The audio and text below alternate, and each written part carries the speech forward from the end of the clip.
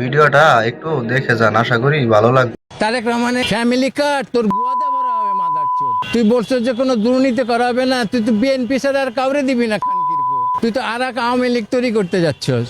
Immediately 15 মার্চের মধ্যে আমাকে প্রেসিডেন্ট ঘোষণা করো, আর পিনাকিরে করো কালচারাল মিনিস্টার, ওর ডেপুটি হচ্ছে সিঙ্গার সায়েন, যে ফেরদৌস ওয়াহিদের ভাতিজি, আর কাজী ইব্রাহিম, মুফতি কাজী ইব্রাহিমকে রিলিজন মিনিস্টার, ওনার ডেপুটি হচ্ছে ইমাম সেলিম হিজবুত তৌহিদের, আর স্বরাষ্ট্রমন্ত্রী সালাউদ্দিন চুদির ভাইরে লাত্তি মাইরা যে ওর আমি দেখাও দিতে পারি এই জায়গাটার মধ্যে চিপস বসানো, ট্র্যাকিং করে ম্যাপে ওরে। মোদি করছে 9 বছর আরামে চুদাইছে, খাওয়াইছে, আর ওটা মাইনে নিচ্ছে। ও তো ইবলিসের গোলাম। তাহলে আমি বলতেছি তারেক রহমান একমাত্র খারাপ না, তারেক রহমানের যে বিএনপি খারাপ হচ্ছে মির্জা আব্বাস, সবচেয়ে হারামজাদা। হাদিরে মারছে মির্জা আব্বাস। আমি প্রেসিডেন্ট হইলে আমি একটা জিনিস নিয়ে যাবো, যে হাদির হত্যার চুলচেরা বিচার হবে। এতে যদি ইউনূসের ফাঁসি হয় তবুও করতে হবে।